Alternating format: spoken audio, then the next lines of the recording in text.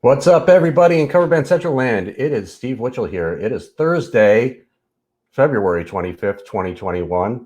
We are doing another interview today, like we like to do on Thursdays. And this one is going to be a fun one. I just stumbled up across a live feed that these guys did a couple weeks ago. And old friends of mine that I used to play with in New Jersey when I lived there many lifetimes ago, actually over a decade ago. But they're still out there killing it. They're still playing, and they have a separate project from what we used to do. And we're going to talk about that project, what they're doing. But what caught my attention is that they are doing a cover song for a pilot, an upcoming pilot. So we're going to get into that and talk about that. But they do mostly original material, so we'll play some of that too. And Cover Band Central is not just about covers, guys. It's about music. It's about celebrating music. So this was their foot in the door for me, the fact that they're doing a cover, but we're going to celebrate their original music too. The name of their project is Owls and Lions, as you can see in the corner there, and you can follow them on Instagram, Owls Lions too, and that's in the corner up there too. Feel free to ask questions, leave comments. We're going to talk about our history together and all sorts of fun stuff. So let's bring them in. Ladies and gentlemen, Mr. J. Della and Miss Nicole. Hello. Hi. Welcome aboard, guys. Welcome to CBC. Thanks for doing this. Steve, thanks for asking us. It's great to see your face. And Nicole's pretty face and just be here with you, man. It's been a while. Yes, thank you. Yes, it has been a while. And I figured this was an excuse for me to kind of catch up with you guys. Like, I don't get to talk to Jay and Nicole enough. So this is a sneaky way. I was like, I can do it this way. I can have them on my little show here. Well, why not? If you merge it with an entertainment aspect. You know, how our relationship marinated anyway in an entertainment. Yes. So let's start there. The history. How you guys? How I know you guys. And you're gonna have to. My memory's a little foggy on this, Jay. So you might have to correct me a little bit. But I'm pretty sure we started playing together around 2008, 2007, 2007. I'm gonna say. Sounds about right. Sounds about right. And I was unemployed and I was looking for work playing, because I had always wanted to just play. And I believe it was PJ Farley from Trickster who recommended me to you when you were looking for a bass player. Is that correct? Yes. And what was I remember the first time I met you, we kind of rehearsed in I think it was Chris's basement. Chris was the drummer. Some basement in New Jersey. Yeah, a basement in New Jersey. Sounds about right. And you had sent me some songs, and I learned what I could, and got together and jammed. And then I don't remember what the first gig we played was. Do you? Maybe Mexicali Live. It might have been that, or Maxwell's or something. But I do want to, I've had a lot of variations of the band, a lot of lineups in the past. Like I've had like various bass players and various drummers, and you might be like the only bass player that was actually reliable and just professional and show like you really did. I want to just tell you I'm grateful for you because you showed up. You always did. You always were prepared. You came in, you knew what you were playing, you were on time, like you were like a no bullshit, reliable guy. Like that meant so much to me back then because I didn't have the greatest experience with drummers and bassists. Like there was always something. Well, thanks for saying that. I do kind of try to make sure I prepare for anything that I do. I kind of over prepare a lot of times, and which is good. It's a good habit to have, I guess. But yeah, thanks for saying that. I appreciate that. And I don't fake anything that I do, and I really loved your music, so it made it easy for me to get into it, to learn it, and to retain it, especially. And so that made a difference. Well, that's the thing right there. I mean, even with Nicole, and right now we're talking about Della Valle, like pre Owls and Lions, but even Nicole and I met and she listened to the music, and you pretty much by the time you told me that you you wanted to play together, you had already listened to the music and gotten into it and liked it. And by the time we played together, you were a fan of the music. I mean, how can you afford the time and energy to like get involved with something that you really don't get excited about playing? I mean, that's like prerequisite number one, because if I wouldn't even want to have somebody in my band that was just like there for the money or there for the gig. I mean, like you have to enjoy playing that music. It's number one. I agree. And it was, like I said, it was easy for me. And generally, that's my kind of rule too when I take work, because I do work a lot to make money, especially over the last 10 years or so. But I have to like what I'm doing. I can't hate on music. Morbid Angel says she likes she, I don't know, likes the studio. And thank you. It is a real studio with real TVs with my real logos. So we played quite a bit around North New Jersey. Like you said, Maxwell's, Mexicali. Stone Pony, remember that? Stone Pony. I have video from that somebody took. I don't know who took it, but we the video I have is actually a cover. We did Fat Bottom Girls by Queen. Yeah. That was the only. May I just say that was the only shirt in all my the only show in all my years that I actually took my shirt off and played shirtless. Well, look at you stud. I have great pictures of it too. It's really nice to look at those pictures and be like, at least I did that. At least I played a show with no shirt on. So I wouldn't do that now. You wouldn't? Not right now. People pay money to see that. I don't think I believe that. I think you would. I think you absolutely would. If the moment was right and you just I do it in like a Jack Black fashion, like a no holds barred, just get out. I'm not like but I just, I'm much hairier and just bigger there now, You're hairy on your face and everywhere else too, I guess. I don't know. But then, so we were doing that just as a 4-piece for a little while, and then Nicole came on board. So you guys are going to have to tell me that story, because I don't remember. I remember rehearsing, Nicole, with you, and then playing some gigs with you too, and then doing the Stash Bash tour, which we'll talk about too, and the video. But as far as the two of you are concerned, how did you guys meet, and how did she come aboard that project, Jay?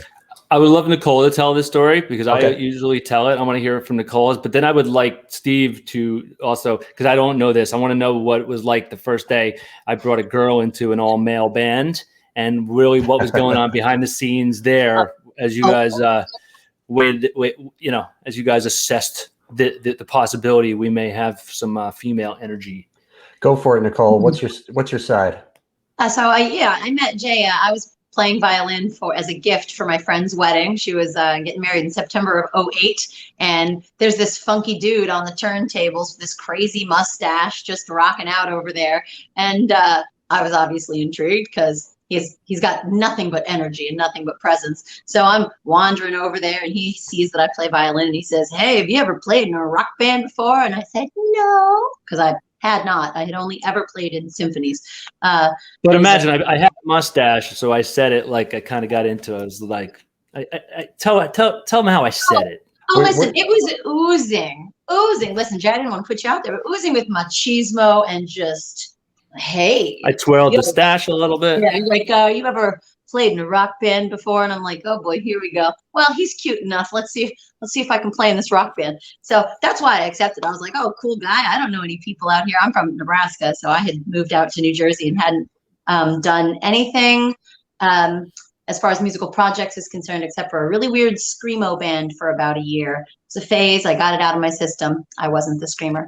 But look, it's important, before you go on, Nicole, it's important to realize in our story and how we came together that this girl left a place in the middle of the country where nothing is happening.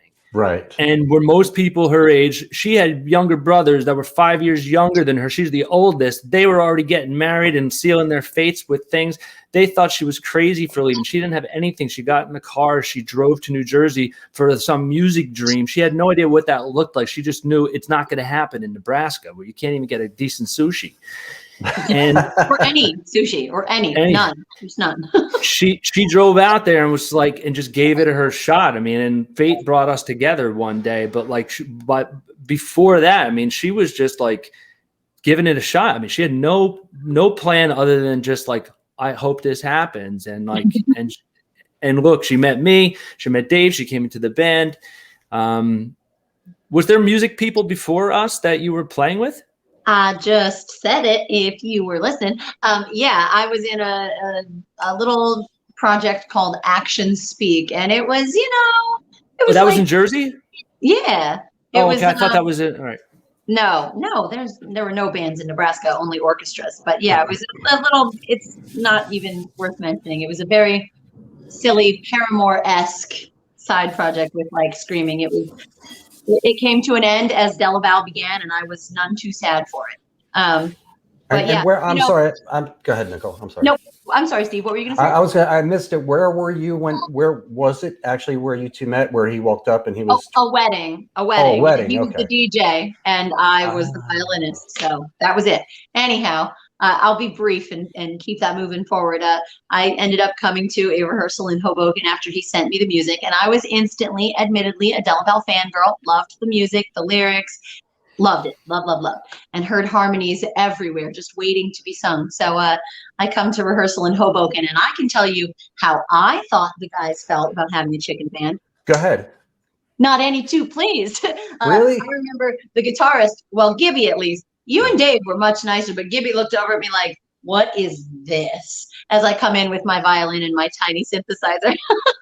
And I think, at that stage in the game, I was just so green. I was so green to the band scene. I think I was a bit of a chore, but you guys came around and you were nice, and it was a lot of fun. I'm glad that I got to do it. But I could see Gibby with that attitude, but I don't think I had that attitude because I love playing in bands where there's a female singer. I think it just really opens things up a lot more harmonically, as things that you can do. And the fact that you were playing a killer violin too is like, okay, this girl's got bringing something to the table. I mean specifically, Jay, I don't remember exactly how I felt. I don't remember how it was happened. Did I just show up at rehearsal and she was there, or did you tell us? Or okay, just like who? Okay, there's a girl here. Yeah. No, you guys had begun rehearsal, and I walked in, and Jay was like, "Hey, everyone, this is Nicole. I think she's going to play in the band with us." And everyone was like, "Oh, all right then. Here we go." Okay. It was something like that, and this is pre Dave Reed, too. It isn't. No, I believe it was. No, when he began. Okay, well then he was just brand new at it and stuff, It was it was funny. I mean, just thinking back to it and stuff, because I never had any at that point. Nicole and I hadn't really gotten together like alone, and we were both single. So it's like, my track record with like working with talented women at that point was like, it never worked because it always turned into, what, before it could even become anything. But, Nicole and I never really even had that chance because we were immediate. We were like, she came and started playing with the band, and then not too long into it, started a secret relationship with the new guitarist. Secret is right, because I didn't know about it until later. Until tour. We didn't know about it until tour when they, I believe it was the tour, yeah. And the tour that Jay is referring to is we did this thing in 2009 called the Stash Bash Tour, which Jay put together. And it was a 5 or 6 or 7 cities, maybe we did. And we call it a tour. It didn't last. It was like a week and a half, 2 weeks, maybe. I don't know. But it had 2 legs to it. Remember, we had a break in the middle, because we had 2 different bands on different legs. Yeah, and the whole concept was that Jay got bands together on one bill that had a mustache song, or had mustaches on their faces, or said the word mustache in a song. just that the band embraced the the power of the stash in some way, and there were other bands that were on my radar at that point. That I just released the movie, the Glorious Mustache Challenge, the documentary I did, and we did a soundtrack for that. And I just started kind of putting out the honing signal for this, and bands started to respond and, I started inviting different bands, and look who we got, the Flavor Savers, like the bands that ended up participating were like more than the bands. They were like a whole novel concept. Remember how ridiculous some of these bands were? I mean, they weren't just your normal band with a mustache. They were like characters. Oh yeah. I mean, our first show was in Manhattan, New York City. And there was a band on the bill that were playing air instruments. Really well. Really well. They were really good. Yes. I forget what the name of the band was. The Air Band, something like that. I forget, but he was like that guy like had like a reputation for like winning air guitar championships like in the city. Who knew that was a thing? Yeah, I mean, people would go crazier for this guy playing the air guitar than I think anybody ever went for our band back then. Yeah. Like, it's like the more ridiculous, like, you go and you sell it strong, like, the more you're going to incite people to just go to the next level. Like, just the same thing is like the more you take yourself seriously, the more people are like rolling their eyes. Right. And those guys were just ridiculous, having fun, and the crowd absolutely loved it. I loved it too. It was cool. I wish I had that on video. What about another great story? You were on both legs, right? Oh yeah. Right. So the first story, we get this band that reaches out to us. Or no, I get this band that's on the soundtrack to the movie called Mustache. I mean, Mustache ! There you go. And I reach out to them to see if they want to come on tour. And what do I know that this isn't really a band? This is like a side project of pretty much a rock star who is well known, and just him and his friend jerking around on the side create this little project called Mustache. And these guys agree to show up on the first leg of the tour, and they're in character. They're not telling us that. What was the guy's name again? They called themselves Travis and Jesse, but that wasn't who they were. It was Jesse Featherbottom, Travis something or other, and Jesse Featherbottom, and it was Travis is who? Travis is Adam Turla from Murder by Death. Who already at that time we're selling out the very venues that we were playing. People were like, "Is that so and so?" And we didn't even know that band, and we're like, "Yeah, we don't know." We didn't have the phones to just like at that point. We weren't like doing that, so we weren't just on our phones looking up things. I don't think by that point. I don't know, but we didn't know that they were who they were. I don't think I even had a cell phone then. Do you remember, though, how they were outed on the tour? Do you remember that? I don't. It was me. So because there were stirrings among the people who were with us, who were saying, like, I don't know who it was. It was the Flavor Savers or an audience member who asked if that was the guy from Murder by Death. They told me what his name was, and I caught him out there. He's walking across the parking lot, and I was like, Adam! And he turned around. Boom, busted. Now I know who you are. You ain't Travis anything. It was fantastic.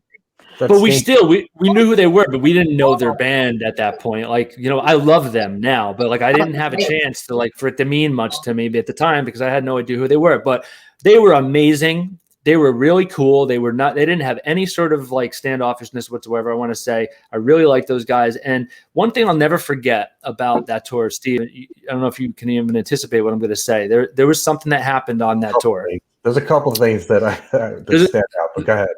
Okay. There's definitely a couple of things, but one of the things that I can say that happened that was something that I'm glad it happened because it's good.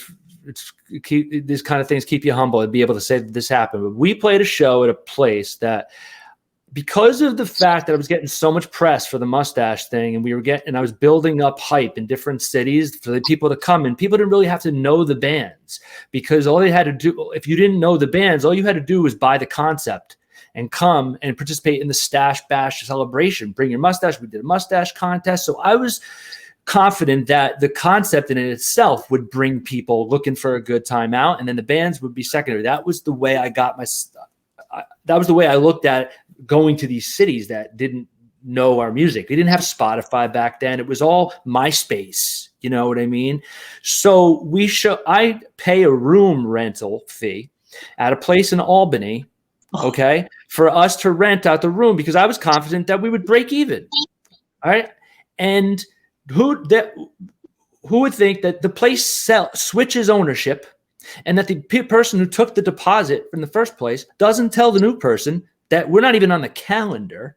So we show up 3 bands to a venue that's closed, and that opens up for us, but no one's there. Like they didn't have it on their calendar. We played. It was the only time in my entire life as a band that we played for absolutely nobody except for the bands. Except for the bands, yes. And Adam could sense that I was like, I was evaporating. I mean, I was so upset and angry. And he came up to me and was like, listen, like it happens and we're here. Let's give ourselves a good show. Let's bring it up. Like he like talked me back into it. And I felt just like, I'll never forget that he did that. And we went on stage and I remember we rocked out as if the place was packed. Yeah, like, it was a huge stage and it sounded really good. And yeah, I remember you being upset about that. And I mean, that's not the last time that I've played to nobody. So, but you're right. It does keep you humble. And I remember one of the other bands being a little upset because they wanted to go on before us or something, which really didn't matter because there was nobody there. We rocked out Fat Bottom Girl so hard that night. I mean, like all the bands were on stage singing except for that one local band that was pissed that no one was there. But we were rocking out so hard that night. And by the way, let me ask you a question. When you said you played to other bands, to other places where there's no one there, did you get paid? Yeah. Okay. I paid $1,000 for the room and no one came up because the place said it was closed. Like it was like triple whammy. Like if you're getting paid as a cover band and you show up and you're getting paid what you're getting paid and there's no one there, it wasn't your responsibility to necessarily pack the place, was it? Well, no, maybe. I mean, there's been plenty of times here in New Orleans where, you know, I play on Bourbon Street, you know, pre-COVID, but for those shows, we don't do any promoting. We don't do anything. And sometimes we'll be playing during a dead period of time where there's nobody in the room, but we still get paid. But there's other times that I've been down here where I played outside of New Orleans where it kind of was our responsibility to get people there and still there was nobody there. So, hey, it does, you know, and those things do have, I think the thing mostly about it was for me to kind of edit what I said is that I was the one who put it all together. Mm-hmm. So it wasn't even like no one showed up to see the band. It was like no one showed up to see any of the bands on the bill, on a show, on a tour that I planned very well. Actually, every other show went well. You remember? We had a lot of people at the Cambridge. We had a lot of people. We had a respectable amount of people at every single place, but this place dropped the ball. And we drove home in the rain that night, and I was just I couldn't wait to go to sleep. I was like, driving from Albany is a hike too. But I remember Philadelphia. That was so much fun. That show, and there's a band that was on the bill with us called Long Walk Home that they gave me their CD there, and I still listen to it. I still love that album, and that was one of my favorite parts of that tour was hearing the other music that was out there that I would otherwise never have known about, never heard about. And there was a band we played in somewhere. Grilled Lincolns. Remember the Grilled Lincolns? Fantastic, amazing musicians. And again, I got that CD and I listened to it to death, and I still listen to it. Unfortunately, for some reason that album is not on Amazon, but they have other stuff on Amazon. But for that album that I got is there, which upsets like, me. how does a band that's that good not become a household name? Yeah, incredible. And that's like I said, that was one of the joys of being on the road and meeting other people, and just because I'm such a huge music fan, so when I'm introduced to something really good, I'm very grateful for that.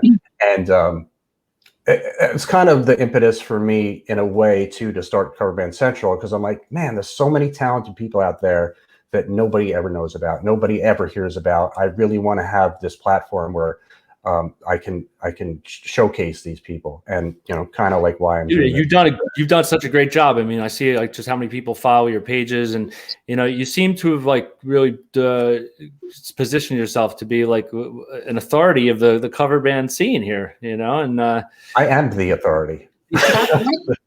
And I have to say, Steve, you've gotten me some cred because friends will send me, fellow Hudson Valley blues musician friends will send me things from Cover Band Central and posts and jokes and things like that.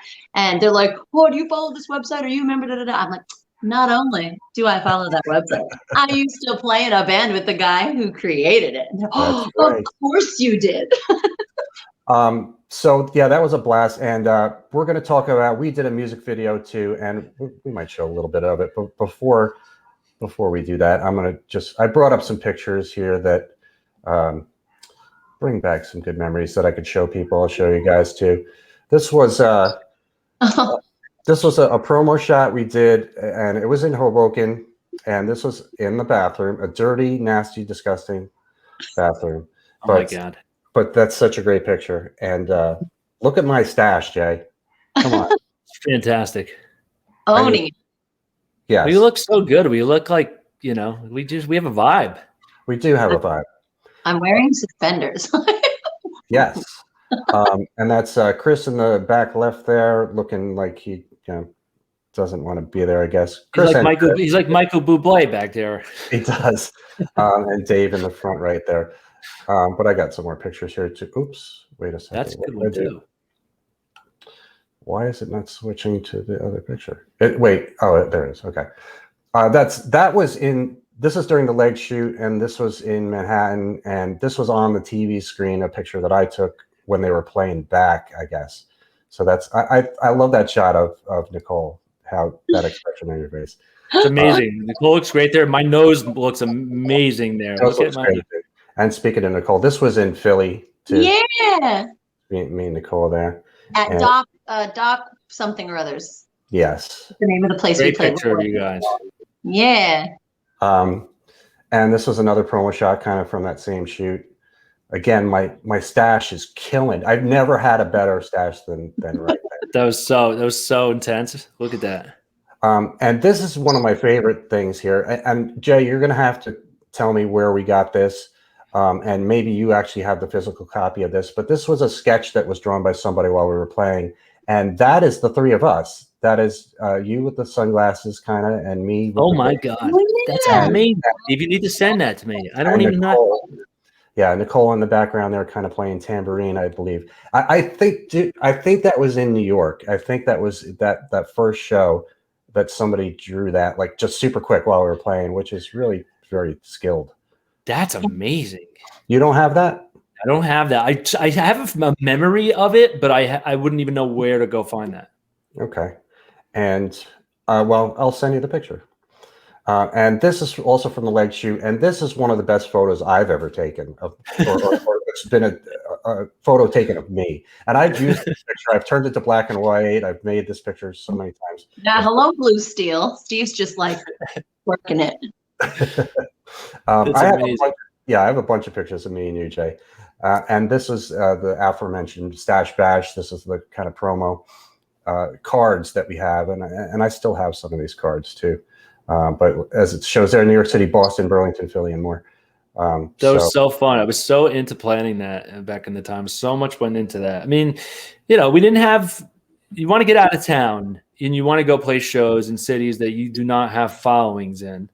Right. You got to have an idea of how you're going to go about it, and that was at that time the ticket for me to kind of propel something like that. Yeah. And I want to say about you, Jay, and I think I've said this to you before, but maybe not. So if not, then I definitely want to say it now. One of the things that I admired about you back then, and still do, is that you had a vision for things to do that you wanted to do, and you would do whatever it took to get it done. You would find the right people. Like, if you couldn't do something yourself, you would find somebody who was good at doing it. And in a good way, in a cool way, in a positive way, like, you attracted the right people to whatever it is you wanted to accomplish. And, we can talk about the video shoot now, like how you put that all together. And I'll just tell everybody, we did a music video for a song called Legs, which Jay wrote. And It was a 1-day shoot. We went in and did this thing all day, but it was, I mean, I was blown away by the production value of all of it. Just by the people that were there who were like, okay, these are people that know what they're doing. You know, you had wardrobe, you had makeup, you had a director, you had like, I mean, everything. But yeah, Jay, I mean, everything that I've seen you do then when I met you and since, you have this drive, you know, this positive energy drive. And I think it's a good lesson for anybody out there. If you want to accomplish something, find the people that will help you, because people want to help. People want to be part of things. People want to display their gifts and their talents and have it out there. And most people can't do anything alone, you know. And again, yeah, I just really admired that about you, and I've kind of taken that with me. But thanks, brother. I appreciate that. Yeah. But talk about the video. How did that all come together? And then we'll show a little bit of it. Well, Nicole. you know, in a nutshell, really what happened, I mean, at that time, I'm just going to say it. I was dating a girl. I'm influenced by the people in my life. And I was dating a girl who started becoming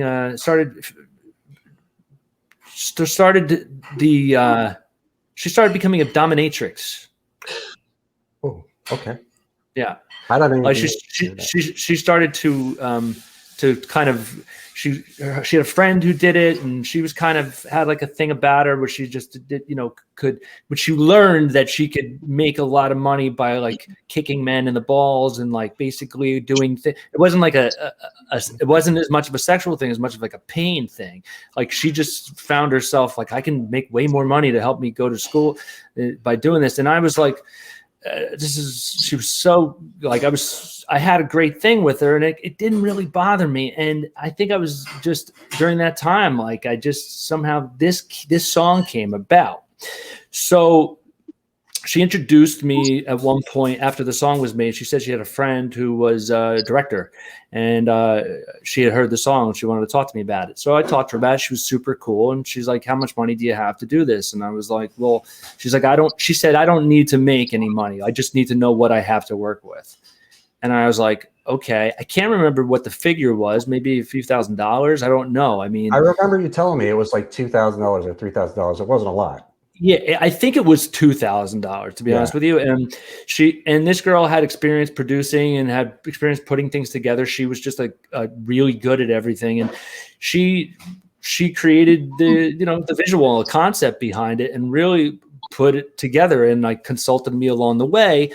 And she brought together like the costume, the wardrobe, and all these things. And I was like, great. I mean, my money's getting me some. This seems like the production's coming together. Just have faith in this director. And we reserved the space, and the rest. I mean, you remember, you were there. We all showed up, and it was like clockwork, like a real production. Like, we're shooting this now, and we're shooting this, and everything was shot out in such a sequence that we even had scenes that involved children, and we finished all the scenes involving dominatrixes and anything that was like inappropriate before the kids even walked in the door. So she even knew like the things need to happen. Like, it was very controlled set, and we had a certain amount of time to do it. And boom, boom, boom, boom, boom. And everybody just felt like, I think, like, okay, that it was very smooth, right? Like, there was no hiccups on that set. Yeah. I mean, I felt like I stepped into like a Hollywood set kind of thing. Like, like, okay, there's a director and they're professionals, and they're telling me what to do and telling me what to wear and whatnot. But I mean, I was there early in the afternoon, and I spent most of the day just sitting around. We shot a couple different scenes. You talk about the piggy scene. Nobody else wanted to do, by the way. Like, the director or somebody came to me and was like, look, it's not that big a deal. It's going to go by quick. Nobody's going to know it's you. And I was like, all right, I'll do it. And she was right. You put a pig snout on your face. Yes. And then you did too, by the way. I did too. It wasn't only me. And we had to crawl on the floor in front of a urinal or a toilet or something. And, I was uncomfortable with that. I think back to it, and when I watch it, I'm like, when I think back to it. Hey, Can you hear? I can hear something. Yeah. Hold on, okay. It's I'm okay. on a live stream. We're live, Jay. It's fine. And there were a bunch of little scenes that we had to do, and I remember those vividly.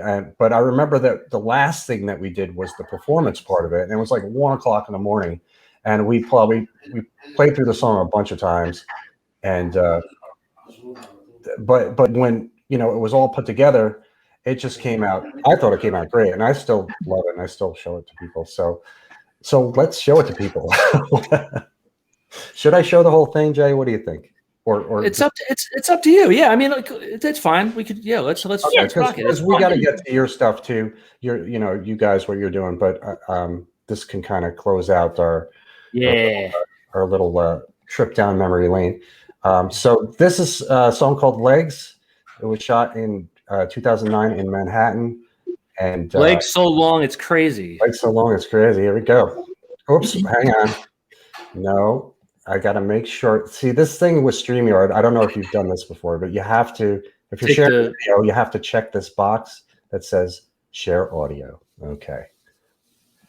Just for you StreamYard users out there, Nicole, you look nervous. You have to check that box. I didn't pick out my outfits. I'm just going to say that.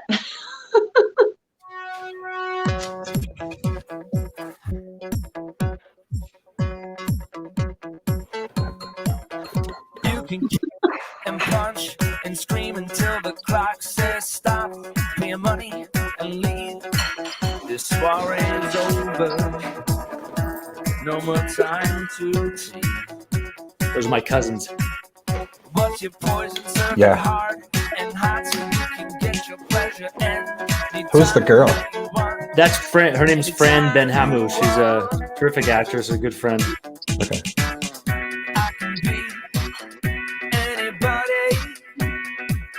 Yeah, Nicole. That you want me to be. Do some things that I guarantee you wouldn't tell your family.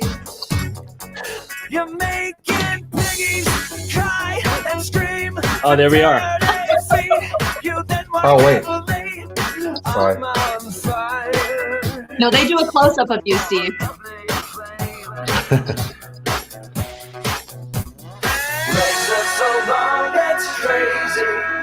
If I ever go too far, I mean, I'm tied up. I can sing a song about that, baby. I'm gonna sing it all night long. That's a great cut right there. Whoever came up with that was genius. Vicious kid, I'm smitten with desire. You got a lot of nerve saying I'm a liar. Turn the volume higher. But your costume, I can hear the sound, the way you like to feel. Put them on the ground, addicted to you still. I want you to come down. Oh, that's a good shot too. That was so uncomfortable doing that. So long, crazy. If I ever go too far. I like those close-up shots. Yeah.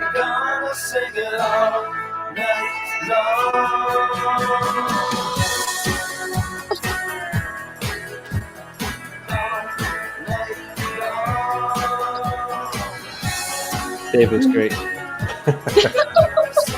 I mean,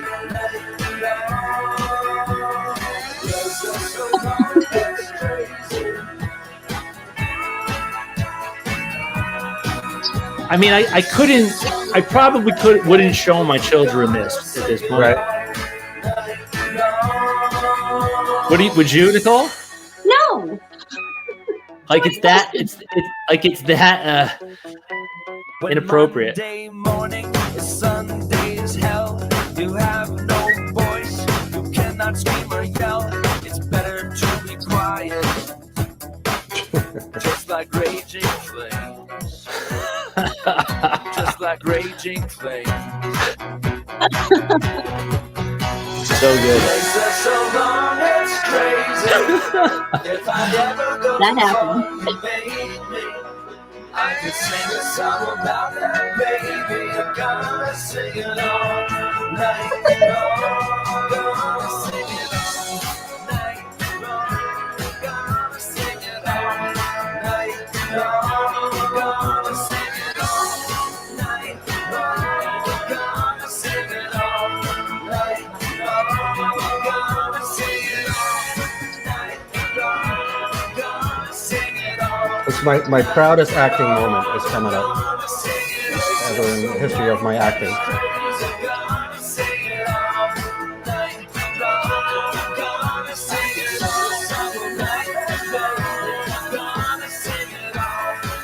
There we go. Oh, well, all right.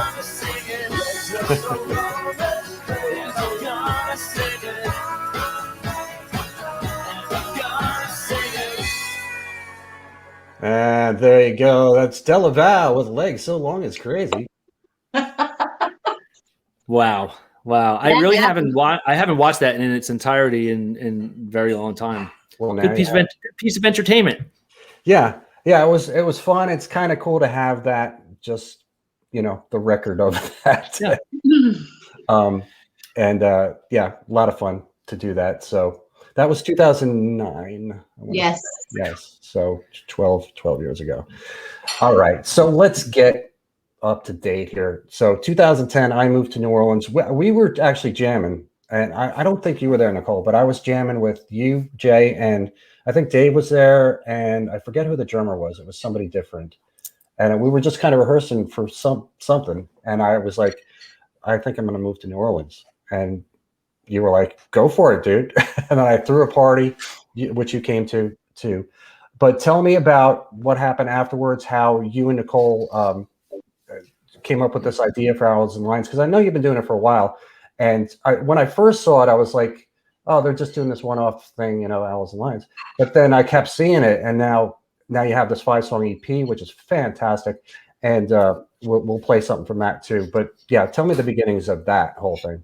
I'm going to take a little of this, Jay. I'll just take a smidge, and you can carry it out. As he mentioned, I started that secret relationship with one of the guitar players in the band, and we all know how that ends. It never works out well. It didn't. So as such, I parted ways with the amazing Della Valle band, and it made me sad. I didn't want to not make music with Jay specifically. I mean, you all were fantastic, but there was a magical musical chemistry when Jay and I would sing together. That when we did some of the more somber Della Valle tunes, like Not a Day Goes By, we really were able to channel that, and I loved singing with him so much.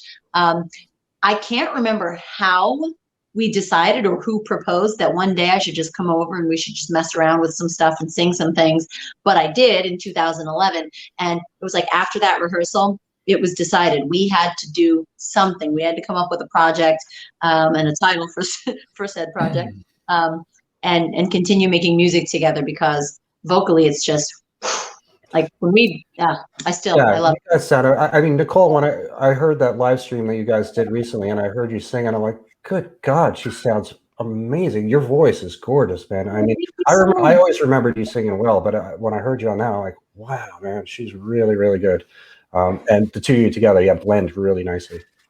I think, thanks, brother. I think at the time, like when the band went on a little longer after you and me and the guys were playing, and it just seemed like I was just, it was like a riding a bike uphill with flat tires. It's just like I just didn't feel like, I felt like there was just everybody's life dramas were just too heavy for like the kind of band I wanted to be in at the time. And I was, I think I was just getting with my wife, and Nicole was getting with a guy who became her husband. And we were just at a point where we were like, we really were just, in order to kind of work together, we had to be able to justify the time and energy that would be involved in it. And I think there was a certain point where I realized, because I run a DJ company in New Jersey, and I always mixed and played some live entertainment with when I DJ'd at these weddings and so forth. And I was booking like sometimes like a solo or a duo, like to go like play ceremonies and cocktail hours at the very deep parties that I was DJing. And I was like, why can't this would be a great opportunity? I'll ask Nicole if she wants to just come up with a bunch of covers, which we didn't even play covers at that point. I'm like, let's put a bunch of covers and I'll reach out to all of my clients. I had like 35 clients at the time, and I will tell them what we do, and I will see if anybody wants to hire us for their wedding ceremony and cocktail hour. And she's like, okay. I'm like, we'll maybe be making money every time we go out and do a gig. Like, we'll just be making money doing these gigs, and we'll do the original thing too. But at least we'll be getting together to rehearse for gigs that we're absolutely going to get paid on. Right. And she's like, no doubt, like, let's do it. So I emailed all my clients, and literally in one reach out to all my clients, I think we had like 20 something gigs overnight. Wow. And paying gigs. Right. Right. And one of the gigs that this girl was so excited, we had taken a couple of videos before we even had any videos of us doing covers, just a few, just for this purpose. This girl calls us up. You remember where we got the sign from? Simona. Yes. Blake. And they booked us, and then they send us a song list of like 50 songs that we didn't play. Okay. And they were all like 45 of them were country songs. Oh boy. Yeehaw. And Nicole and I were like, our hearts were palpitating, and then it slowed down. And then Nicole was like, these are really good songs. I listened to a lot of them. Like, maybe we should learn these songs because they're really good and we would sing them well, and then we'll have those in our thing. I'm like, okay. But let me tell you, this is right when Wagon Wheel came out. It was the first time I ever heard Wagon Wheel was when this girl asked us to play it. When we first started playing Wagon Wheel, it wasn't like a song. Like, most people didn't even know it yet. Right. Now everybody does. Now I went to Nashville like in the past, before COVID, and on the monitor Forbidden. It said no wagon wheel, sure, on a piece of tape. So we learned all these songs, and then suddenly that was it. I mean, that gave us so much material, and we would just keep building on it and playing, and we just got into this rhythm of booking, those gigs led to more gigs, and we just kept cultivating the special thing that we had. And as we had children, and as we really needed this to be something that was creating income, it allowed us to have a job in music, being together, doing what we do that's special. And we didn't have to do the club thing and just like worry about bringing people out to gigs and all that stuff, which was just so exhausting. Right. And what I love is, I think you're the person that came up with this statement that we folkify your favorite, pop tunes from like the 50s to now. We do. I enjoy that aspect of what we do together, because we don't just play a cover, exactly the way whomever put it out. We put our own little spin on it, and it's already special with a guitar and a violin, and then constant close harmony. And I've noticed that we like to swing the meter on a lot of things instead of keep it straight, but it makes it our own thing. And it adds this folk element to songs that, like, we don't talk anymore. We're doing like Charlie Puth and Selena Gomez. Sounds nothing like the way they do it. And that for me is the fun and exciting part. Well, I call it an interpretation, and that's what really made me able to do it, because like I never wanted to.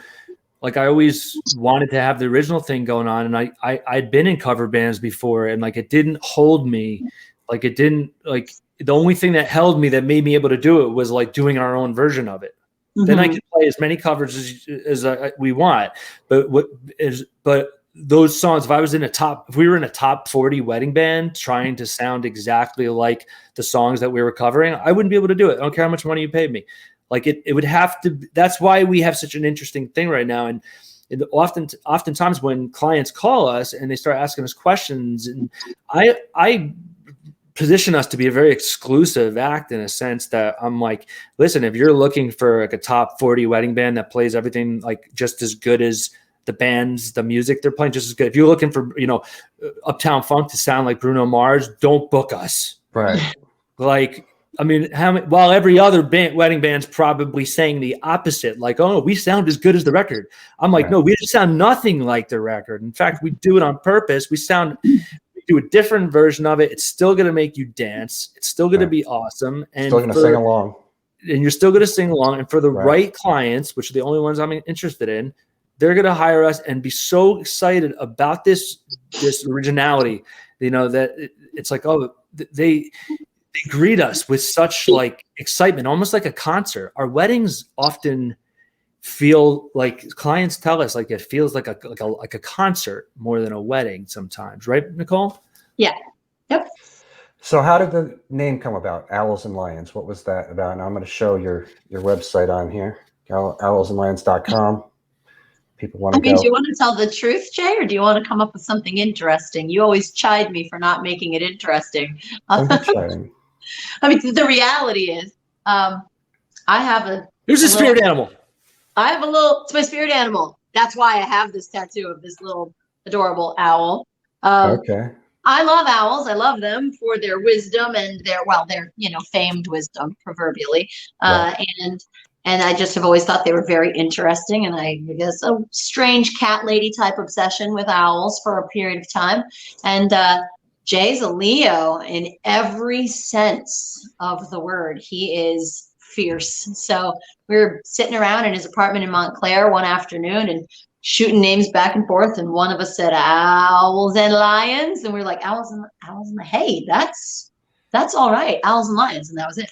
It was very easy. I mean, you know how hard people make it to come up with the right band name, and people are arguing about it, like, oh no, this. I mean, I've been in situations just like ridiculous. It's so depressing to not be able to land on something everybody likes. And this was very effortless. It was like, let's call it Jay and Nicole, Owls and Lions, and we thought, should we do it the owl and the lion, owls and lions? We might add more people, and maybe it might have been temporary at first, but at that very first gig that we played, I will tell you, this was a big thing. The very first gig I told you about with all the country music, the bride and groom, we played in a barn, and the bride and groom made us up a sign. They gave us our logo. Literally made us up a sign with the very logo that we still use to this day. And they put this sign, it was custom made, wooden, painted. They had it behind us.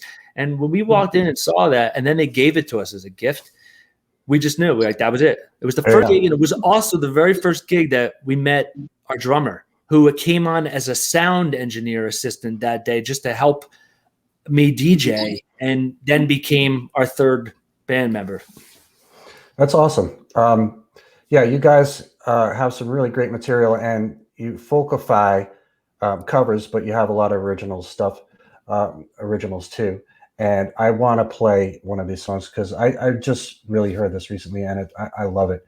And there's a video for it too. But your EP is called "There's a Light," is available on your website and everywhere else you are. So go out there, guys, look it up. And you can find it on Spotify, Amazon, all those good streaming ones. And you're going to want to after you hear this song. So let me just make sure I know what I'm doing here. This is a song called "Take the High Road." And this is a studio version video of it. And you can tell us all about it a little bit after we watch it. But here we go. Let's check this out. "Take the High Road," Owls and Lions.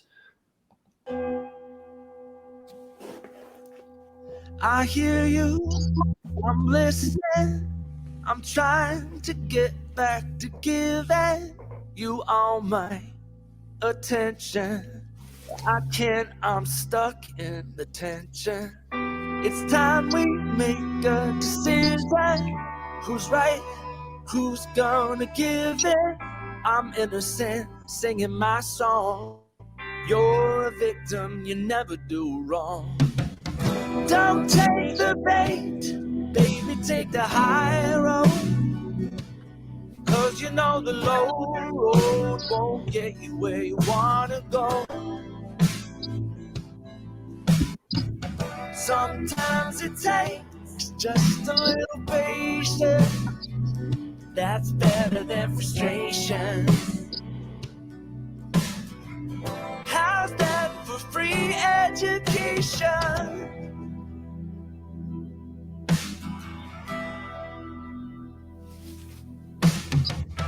It's clear that you want to live there. I think that I should just sit there, let you get tired and expired. Well, I pour some ice on the fire. Don't take the bait, baby, take the high road.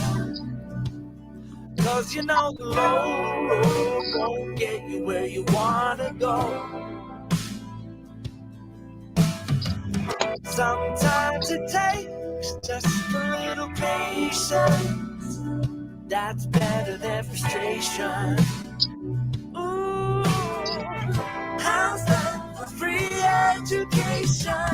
Take the high road. Take the high road. Take the high road. Take it where you wanna go. Take the high road. Take the high road. Take it where you wanna go. Take the high road.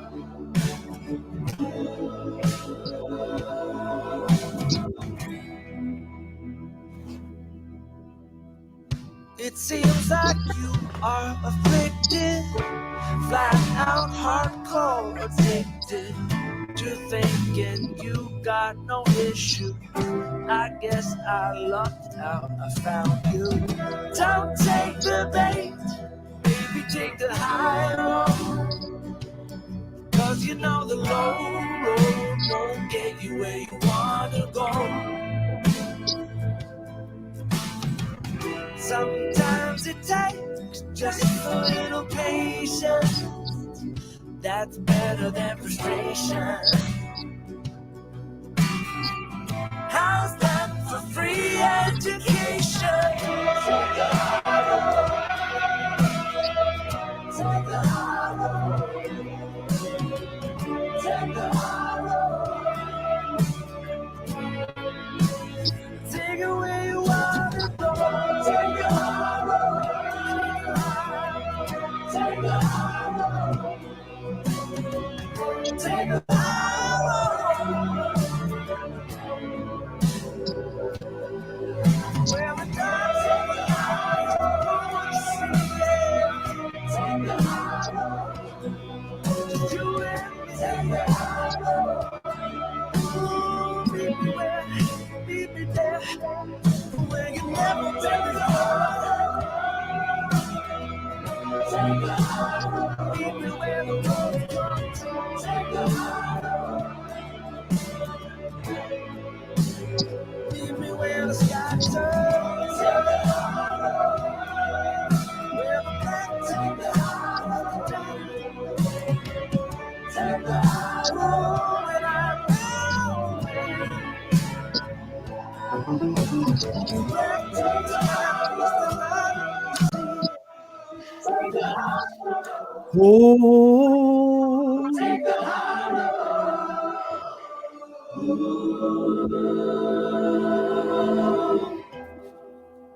yeah. Yes.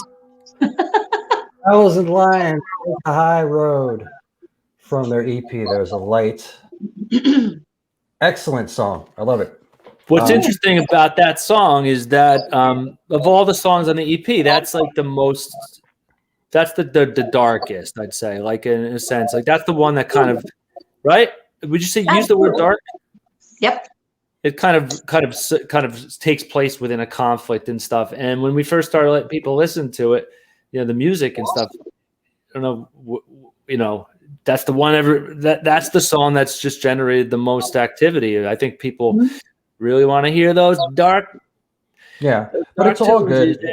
It's all the whole thing is good, and it's, you know, like a folky sort of thing, sort of Mumford and Sons, Lumineers type of vibe. Is it? Is that what you get, like a Mumford feel from that? What do you think? Well, maybe only because there's the violin in there, so it kind of gives you more of that sort of feel. But I mean, that's not fair. It's all original stuff. It's you. It's very you. No, because we like to know like who people think it reminds them of, because it helps us kind of, you know, target and stuff, you know, our ads, and it's very, people are all over the map with what they think it sounds like. I've gotten Imagine Dragons, and because there's those big O's at the end, and people say like Hosier, but no one. Yeah, like no one says anything that makes me be like, yeah, absolutely. Like I can't quite. it doesn't really sound like anybody exactly. Yeah, I mean, I think Lumineers, because you said you have a cover out there too that's a Talking Heads / Lumineers cover. This must be the place. You guys did Hand Clap, which I watched that too. Is really cool.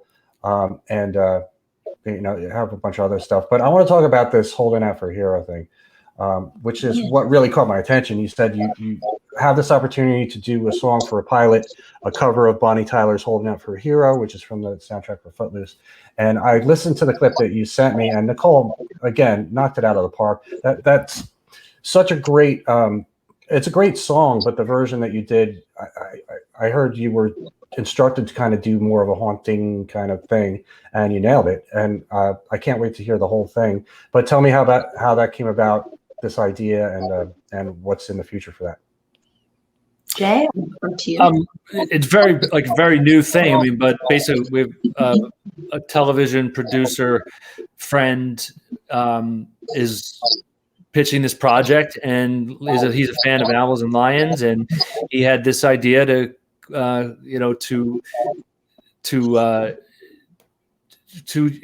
he had this idea with the Bonnie Tyler song to have us. He said, I really want to hear what it sounds like if it's dark and more mournful. I really think it could be a nice piece to support my pitch package. And kind of described to me what he was looking to do. And we just kind of, both myself, Nicole, and Kevin Walters, our drummer, who's also a producer, we just, came up with that version of it, and they loved it. I mean, it was pretty much, that's it. So basically this project is like I don't even know if I should even talk about it much, because it's really not at a point where, but it's a dark interpretation of like a fairy tale, a modern interpretation of a fairy tale, like an adaptation. Right.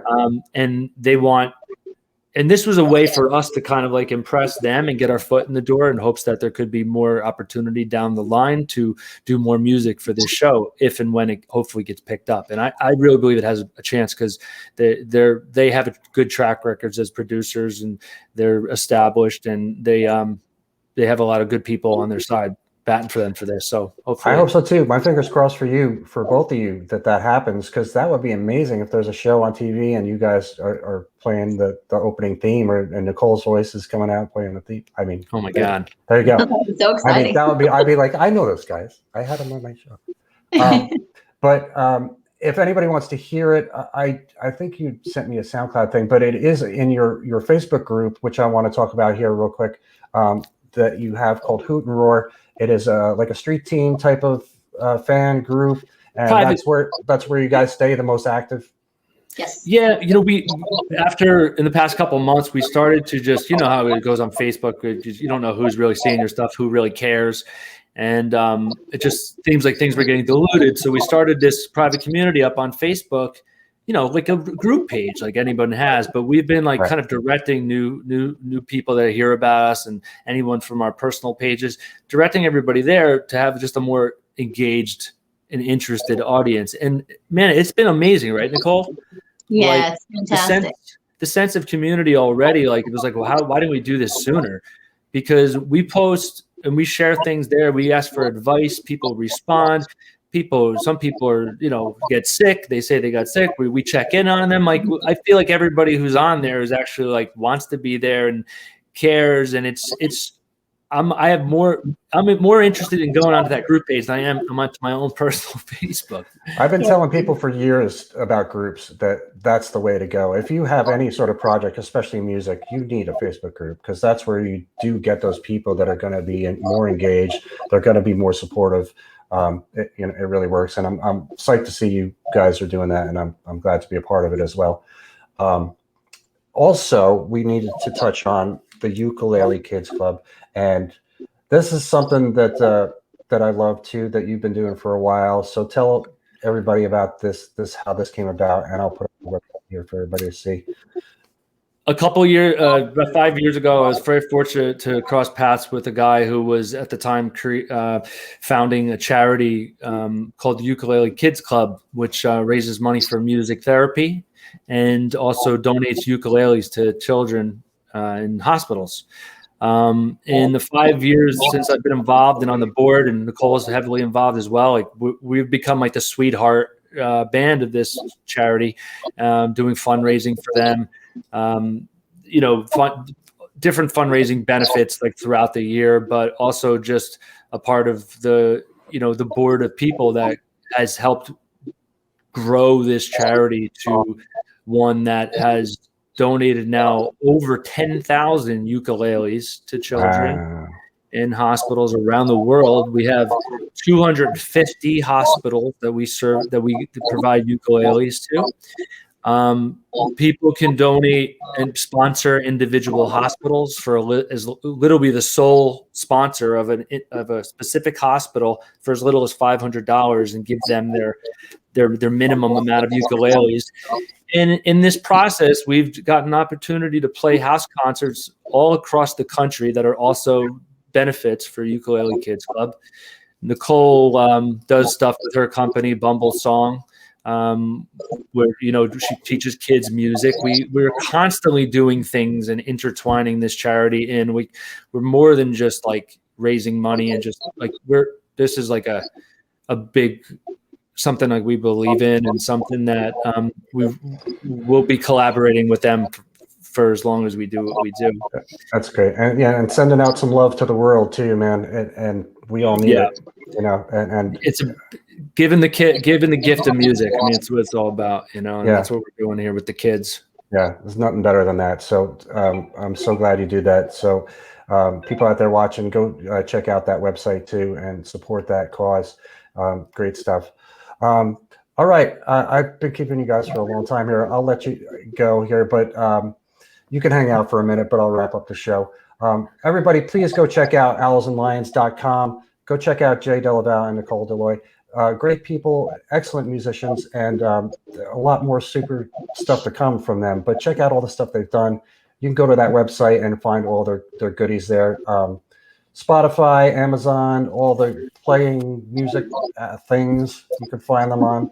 The playing music and YouTube and whatnot. And check out their group too, Hoot and Roar, on Facebook. Thank you guys again for being here today. Thank you. Thanks for watching. Steve. Thank you. All right, and we will see you next week with another interview, hopefully. Coverbandcentral.com. Go sign up for a profile for you, your band, both. It's free. We'll see you.